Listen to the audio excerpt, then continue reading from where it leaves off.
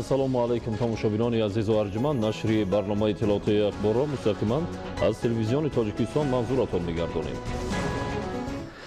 дар паёми президенти ҷумҳурии Тоҷикистон ба Маҷлиси олии ҷумҳурии Тоҷикистон ки самтҳои асосии сиёсати дохилӣ ва хориҷии мамлакатро фаро гирифт, таъкид гардид ки имрӯз ҷумҳурии Тоҷикистон ба 180 давлати дунё муносибатҳои дипломатӣ барқарор карда, аъзои комилҳуқуқ ва фаъоли созмонҳои бонуфузи глобалӣ ва минтақавӣ мебошад. ҳамкорони мо оид ба сиёсати хориҷии мамлакат маълумоти бештар медиҳад.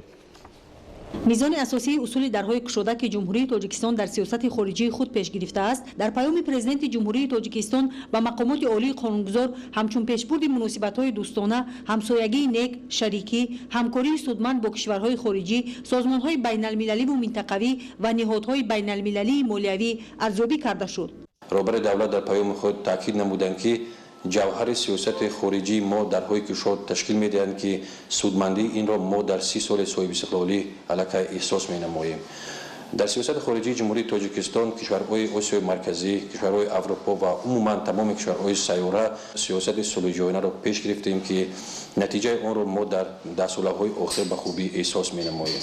ҳамчунин дар паёми имсолаи роҳбари давлат таъкид намуданд ки мо дар ояндаи наздик густариши робитаҳои байналмилалӣ бо кишварҳои ки шарикии стратегӣ дорем, аз ҷумла Федератсияи Россия, кишварҳои Осиёи марказӣ, иттиҳоди давлатҳои мустақил, Аврупо ва ҷумҳурии мардумии Чин, мин баъдам робитаҳоро густариш менамоем ва барои ҷалби сармоягузории хориҷӣ ба ҳаёти иқтисодии мамлакат ки хеле муҳим аст идома медиҳем.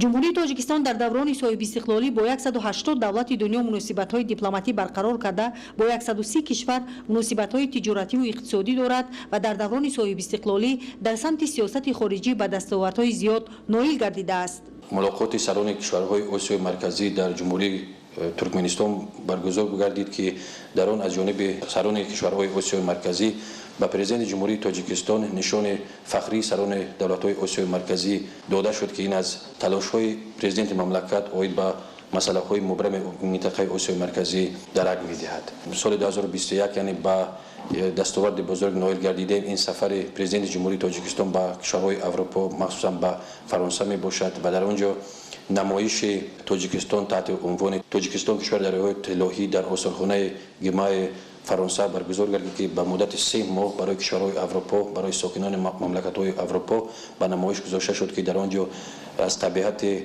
зебои Тоҷикистон, таърихи тамаддуни кӯнаи мо ба ҷаҳониён муаррифӣ гардид. ҳамчунин ба феҳристи ёдгорҳои таърихӣ ва ғайримоддӣ ворид шудани фалак ки яке аз шовкораҳои беназири халқи тоҷик ба ҳисоб меравад ва ба рӯйхати ҷашнвораҳои соли 2022-23 ворид шудани шаҳри қадимае ки ба 2500-солагиро таҷдид мегардем, шаҳраки қадимаи Тахти Сангин аз ҷониби ниҳоди созмони милали муттаҳид оид ба ин ва фарҳанг ба рӯйхати ҷашнвораҳо ворид гардид.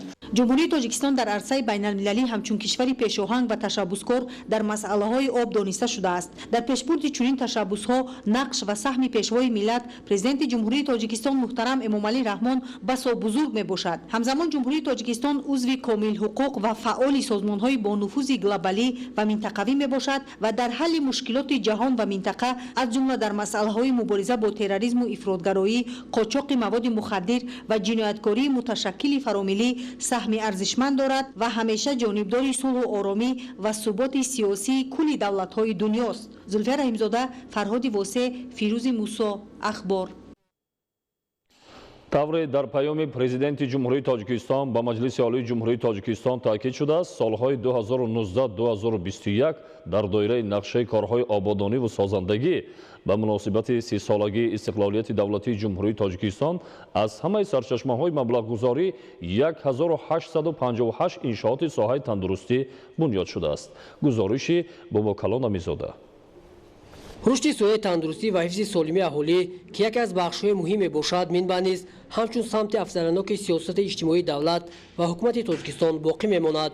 дар паёми президенти ҷумҳурии Тоҷикистон муҳтарам Эмомалӣ Раҳмон ба Маҷлиси олии ҷумҳурии Тоҷикистон зикр шуд ки дар ин давра 2723 иншооти соҳаи тандурустӣ аз ҷумла 1546 иншоот ба маблағи 3,5 миллиард сомонӣ ҳисоби буҷети давлат бунёд ва мавриди истифода қарор дода шудааст. танҳо дар 3 сол яъне солҳои 2019-2021 дар доираи нақшаи корҳои ободониву созандагӣ ба муносибати 30-солагии истиқлолият аз ҳамаи сарчашмаҳои маблағгузорӣ 1858 иншооти соҳаи тандурустӣ бунёд шудааст.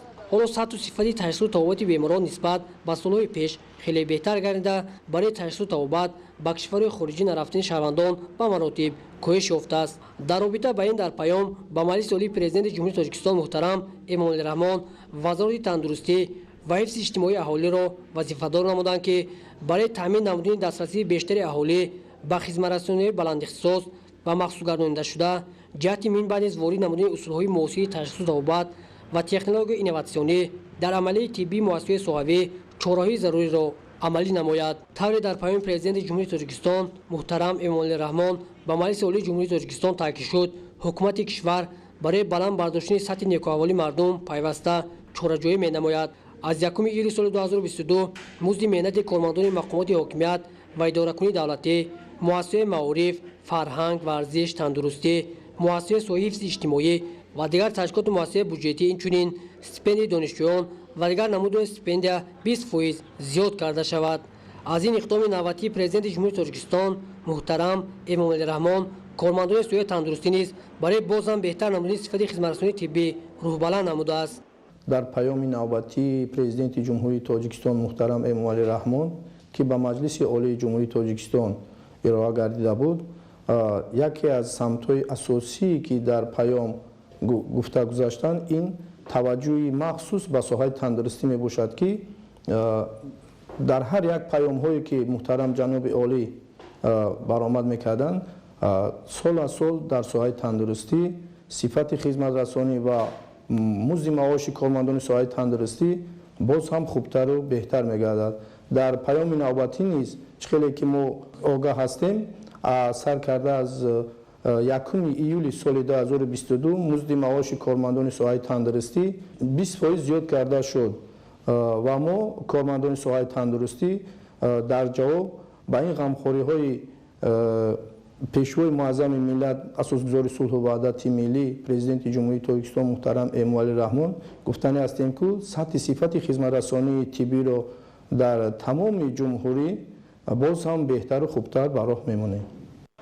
аз зиёд гардидани маоши вазифавӣ кормандони ташкилоту муассисаҳои мамлакат хушҳол гардида, ин иқдоми роҳбарияти олии ҳукумати мамлакатро боз як қадами устувор дар самти пешрафту тараққиёти тамоми соҳаи хоҷагии халқи мамлакат арзёбӣ мекунанд.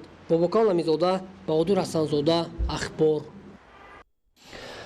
дар ноҳияи Рашт бо мақсади ҳифзи олами набототу ҳайвонот тадбирҳои зарурӣ андешида мешавад. аз ҷумла кормандони хоҷагии ҷангал ва ҳифзи муҳити зист дар Талутепа ва доманакӯҳои дараи Камароб ҳоид ва парваришгоҳи Камароб барои ҳифзи олами ҳайвонот хӯрока захира мекунанд, то паррандагону ҳайвонот аз нобудшавӣ эмин нигоҳ дошта шаванд. гузориши Дигули Маҳмуд. зимистони имсола дар мавзеъҳои баландкоҳи ноҳияи Рашт барфи зиёде борида барои паррандагону ҳайвонот то андозае мушкилиҳо пеш омад. зеро дар ин фасли сармо бештари паррандагон ва дигар ҳайвонот барои дарёфти хӯрока ба таҳдаштиё фаромаданд. ин аст ки бо мақсади пешгирӣ аз талафёбии олами набототу ҳайвонот дар масоҳати беш аз 1750 гектар ҷангалзор ва парваришгоҳи дараи Камароб кормандони хоҷагии ҷангал як қатор тадбирҳоро роҳандозӣ намуданд ки ин чорабинӣ барои таъмини хӯрокаи паррандагону ҳайвонот дар фасли зимистон то андозае кӯмак мерасонад.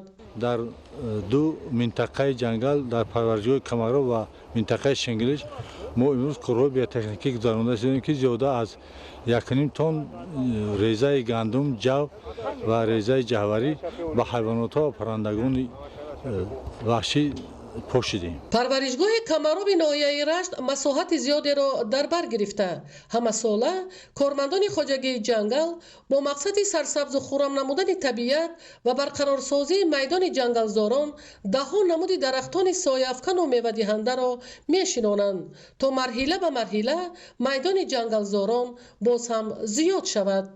дар идораи хоҷагии ҷангали ноҳияи Рашт зиёда 30 нафар коргарон фаъолият дошта, нигоҳубини майдони ҷангалзорон ва парваришгоҳи Камароб ба ҳар як корманди соҳа вобаста мебошад, то онҳо ҳамеша баҳри сабзу хуррам намудани табиат, ҷамъоварии растанӣ ва гиёҳҳои шифобахш, бунёди боғу ҷангалзорон ва нигоҳубини олами набототу ҳайвонот новобаста аз фасли сол корҳои пешбинишударо анҷом диҳанд.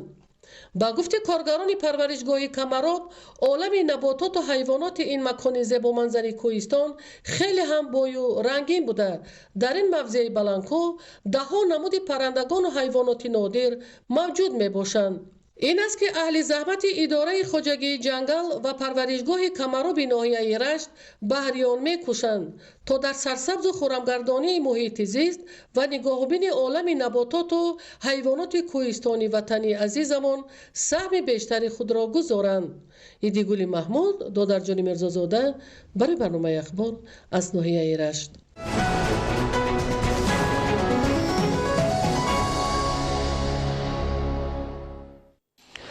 дар муассисаҳои таълимии ноҳияи Мир Саид Алӣ Ҳамадонӣ дар доираи нақшачорабинии 20-солаи омӯзиш ва рушди фанҳои табиатшиносӣ, дақиқ ва риёзӣ дар соҳаи илму маориф имрӯзҳо хонандагон аз фанҳои дақиқ ба машғулиятҳои иловагии таълимӣ ҷалб карда мешаванд.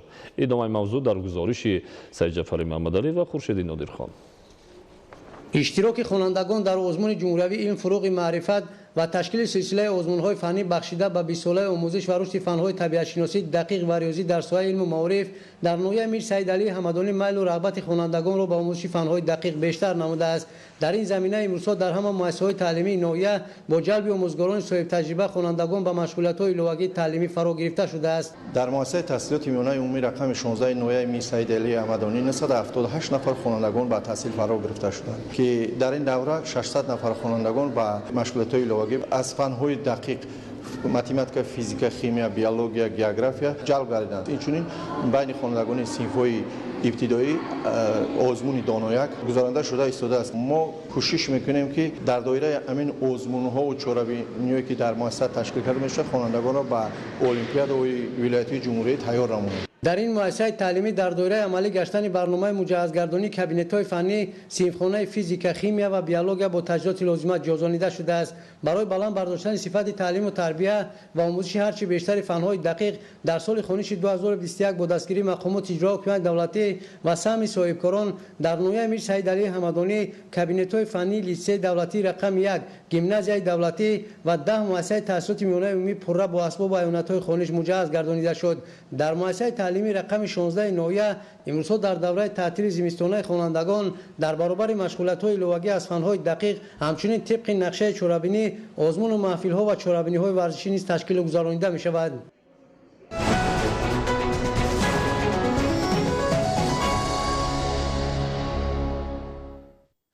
тамошобинони азизу арҷманд, дар ҳамин ҷо барномаи иттилоотии ахбор хотима меёбад. Тансияту хонобод бошед.